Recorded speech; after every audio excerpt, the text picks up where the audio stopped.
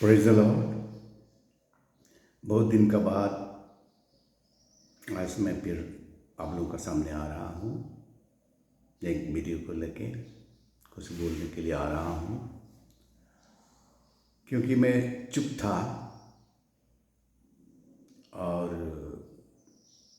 दूसरे काम में व्यस्त था। दूसरे तरीका से वचन प्रचार कर रहा था, लेकिन मेरे दोस्तों ने रिक्वेस्ट किया कि आप क्यों चुप हो गया, आप हम लोग को वचन बताना क्यों बंद किया।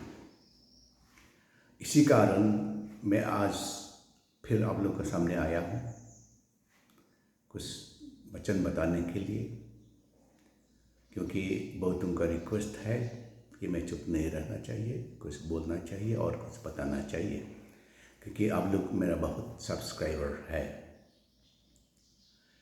तो इसीलिए आज बहुत इम्पोर्टेंट एक टॉपिक लेके आया हूँ।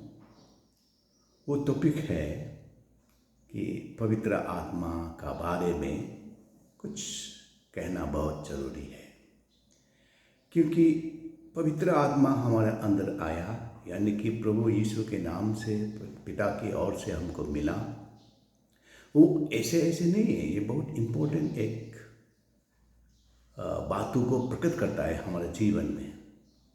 फॉर एग्जाम्पल, शादी होने वाला है किसी का, तो एंगेजमेंट होता है। तो इसी तरह हमारा एंगेजमेंट यीशु मसीह का साथ हुआ। हम उनका दुल्हन और वो हमारा दूल्हा। हमें आएगा ले जाने उसका पास, वो शादी को दिखाता है। हम गाते हैं दूल्हा आएगा हम भी जाएंगे, तो हमारा दूल्हा है, तो हमको शादी करेगा। जब हम उसको ग्रहण किया, एक्सेप्ट किया, तो उसने हमको एक तोहफा दिया, अंगूठी दिया, एंगेजमेंट दिया। उस एंगेजमेंट का निशाना को बोलता है पवित्र आत्मा, यानी कि पवित्र आत्मा हमको दिया गया हमारा एंगेजमेंट का निशाना। और वो पवित्र आत्मा कोई नहीं, स्वयं यीशु है और यीशु का आत्मा है, और वो उसका हमारे अंदर में होना है। Praise the Lord. अभी मेरा अंदर आत्मा है तो कौन है? यीशु है। Praise the Lord. और हकीकत में यीशु का साथ हमारा एक दिन शादी होगा। Praise the Lord. तो अभी हमारा अंदर है, यीशु है, वो रहेगा, छोड़ेगा नहीं। जैसे फॉर एग्जाम्पल एंगेजमेंट हुआ शादी के लिए, वो आसानी से तोड़ता नहीं है। Praise the Lord. और हम जानते हैं अगर शादी हो गया तो इजीली डाइवोर्स होते नहीं है। इसी तरह हमारे अंदर जो आत्मा है वो कभी भी हमको छोड़ के जाते नहीं है, हमारा साथ रहते हैं, हमारा संग रहते हैं, और वादा है कि हमारा संसार के अंत तक वो साथ रहेगा। Praise the Lord. ये शादी इतना इम्पोर्टेंट है, लेकिन हम इसका एगेंस्ट आत्मा का एगेंस्ट में 3 काम कर सकते हैं। एक है जो मैथ्यू का 12 चैप्टर का 31 में लिखा है, तो उसको निंदा कर सकते हैं भला बुरा कह सकते हैं। जैसे यीशु को सादुसी स्पिरिट से लोग निंदा किया, और अगर आप निंदा किया तो आपका कोई माफ़ नहीं है, इस जगत में भी नहीं है और पुराना आने वाला जगत में भी है। ये जो पवित्र आत्मा का निंदा, इसका बारे में अलग सा बात करना पड़ेगा, कैसे निंदा होता है, कौन निंदा करता है। तो ये एक निंदा एक सब्जेक्ट है, लेकिन किसी किसी से पवित्र आत्मा का निंदा हो सकता है। जैसे यीशु का प्रति सादुसी स्पिरिट ने निंदा किया, यीशु का आत्मा को दुष्ट आत्मा कहा, तो वो निंदा किया, तो उसके लिए कोई माफ नहीं है लेकिन हम विश्वासी पवित्र आत्मा पाया जन कभी भी यीशु को निंदा नहीं कर सकते हैं, पवित्र आत्मा को निंदा नहीं कर सकते हैं, क्योंकि हमारा अंदर है, हम कभी भी उसको निंदा नहीं करेंगे, इसलिए पाप हमसे होगा नहीं। Praise the Lord. अभी 2 बात तो जरूर हो सकते हैं। एक जो 1 Thessalonians 5 का 19 में जो लिखा है, आत्मा को मत बुझाओ और भविष्यवाणी को तुच्छ मत जानो। तो ये इसका मतलब हम आत्मा को बुझा सकता है। और आत्मा को बुझाने का मतलब क्या है?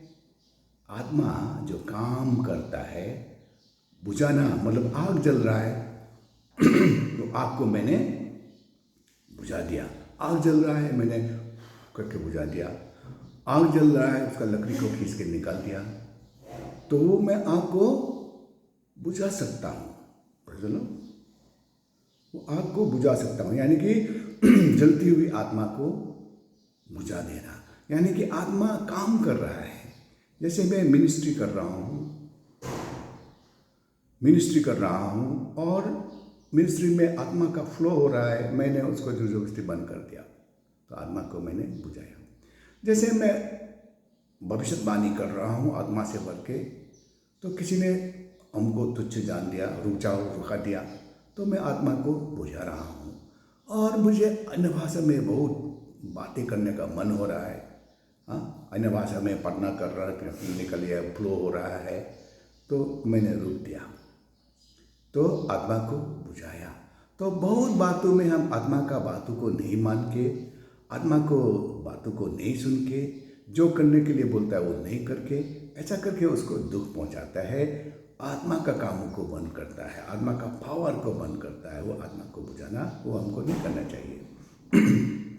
और तीसरा है कि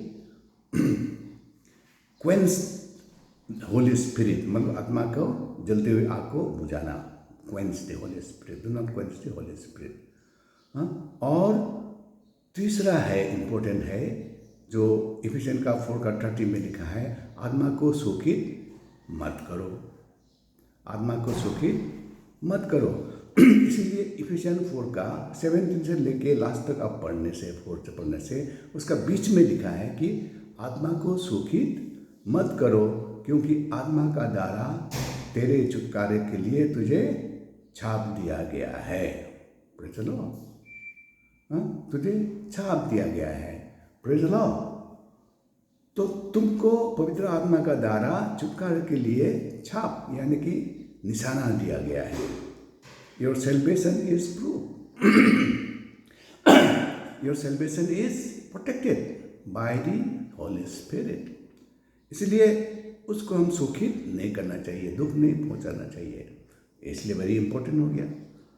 अभी ये 3 काम हम कर सकते हैं। ब्लस्फेमी हमसे होते नहीं, हम करते नहीं, लेकिन आई क्वेंस बुझा देते हैं, और तीसरा हम उसको शोकित करते हैं। Praise the Lord. हम उसको शोकित करते हैं, हम उसको दुख पहुंचाते हैं। Praise the Lord.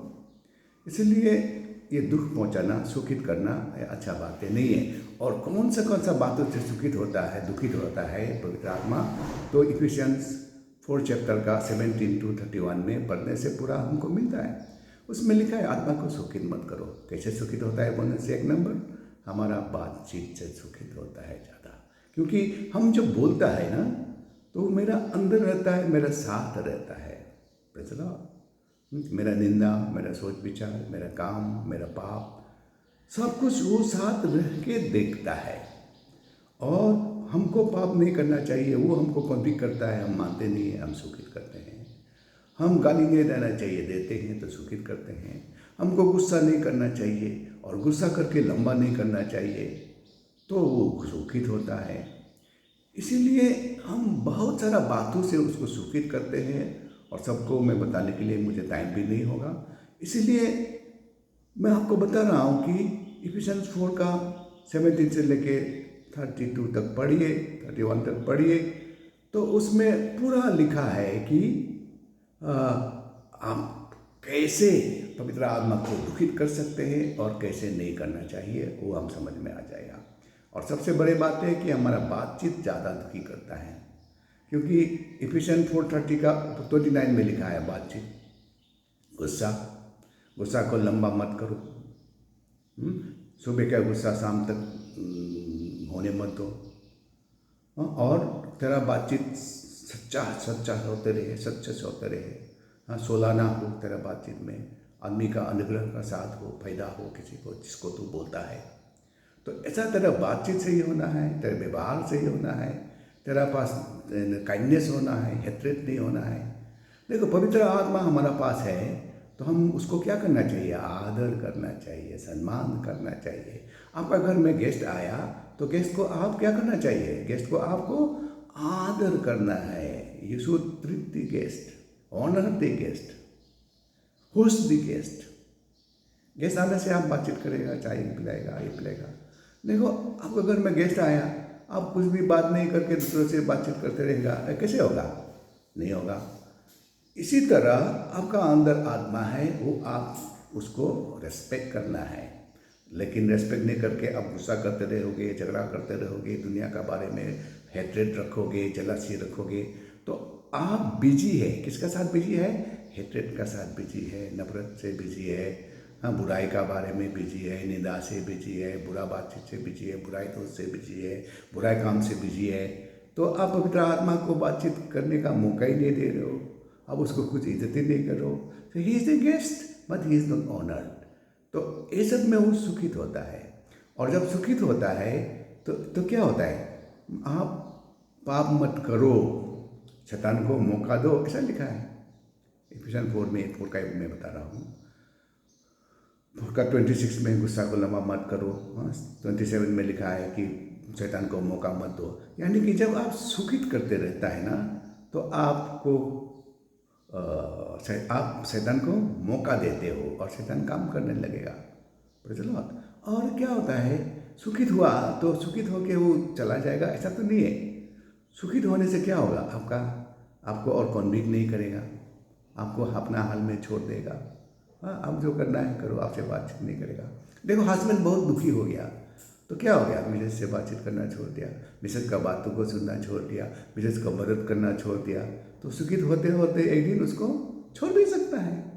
इसी तरह अगर पवित्र आत्मा सुखित हुआ और आपको बाइसन छोड़ के चला गया तो आप स्वर्ग जाएगा नहीं, तो आप नरक जाएगा ना। बहुत डेंजरस।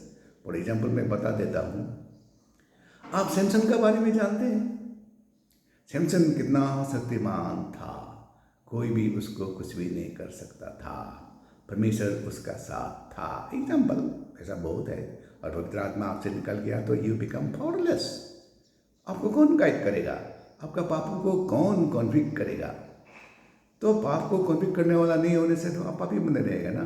तो इसलिए सैमसन का साथ जो परमेश्वर का वादा था, तेरा साथ मैं हूँ और तू हमको नहीं छोड़ता, यानी कि तेरा चूल को नहीं करना, मैं तेरे चूल का साथ हूँ, रहूँगा। यानी कि परमेश्वर का कोवेनेंट जो उससे बांधा था ना, हाँ, जो कोवेनेंट यानी कि क्या बोलेगा, कमांडमेंट, उसको तोड़ने से वादा तोड़ना। एग्रीमेंट तोड़ दिया तो शादी खत्म हो गया। चलो, आज से मैं डाइवोर्स करता हूँ, तुमको एग्रीमेंट हो गया कोर्ट में, को हो गया डाइवोर्स। इसी तरह पवित्र आत्मा आपको छोड़ सकता है, आपका अनजाना में आपको छोड़ सकता है, आपको वार्निंग भी नहीं देगा मैं छोड़ रहा हूँ। चलो, आपको अपना से पता चलेगा कि वो नहीं है, तो आपका अंदर में अभी आपका जीवन में परेशानी आना शुरू हो जाएगा, शैतान काम शुरू करना शुरू कर जाएगा, रोएगा भी तो वापस नहीं आएगा। चलो, रिपेंट करने से, फिर यीशु दया करने से, तो फिर दया कर सकता है। चलो, तो इसीलिए सैमसन से क्या हो गया? सैमसन का जीवन से परमेश्वर आउट। तो क्या हो गया? He has lost the power of Holy Ghost. He has lost the power of Holy Ghost. He became a normal person. A normal person cannot fight against a normal person. Many people powerless. तो क्या हो गया? सैमसन खत्म हो गया। इसी तरह पवित्र आत्मा को हम बुझाना नहीं है, पवित्र आत्मा को हम सुखित नहीं करना है, निंदा तो हम करते ही नहीं, करेंगे नहीं। तो इसलिए पवित्र आत्मा को हम इज्जत करना है। हमारा पास है सोच बूझ के, हमारा बातचीत चाल चलन, हम पाप से दूर रहना है ताकि पवित्र आत्मा खुश रहे। पवित्र आत्मा को हम खुश करना चाहिए, खुश रहने के लिए कोशिश करना चाहिए, खुश करने के लिए कोशिश करना चाहिए। जैसे एक वाइफ अपना हस्बैंड का बारे में जितना इज्जत से उसको सेवा करता है, इसी तरह पवित्र आत्मा को हमारा पतिदेव सोचकर हमको सेवा करना चाहिए। क्योंकि वचन में लिखा है, तेरे कर्ता तेरा पतिदेव है। अजाया 54 का 5 में लिखा है, तेरे कर्ता तेरे पतिदेव है। इसलिए आपका कर्ता समझ के आपका पतिदेव को, जो आपका अंदर छुप के बैठा है, उसको आप सेवा करते रहो दिल से। हालेलुया। प्रभु आपको आशीष करता रहेगा और आप आज से मैं विश्वास करता हूँ कभी पवित्र आत्मा को सुखित नहीं करेगा। निंदा तो करता ही नहीं है, करेगा नहीं, कर सकता है, और आप उसको आत्मा को नहीं बुझाएगा। प्रभु आपको आशीष करेगा। Thank you.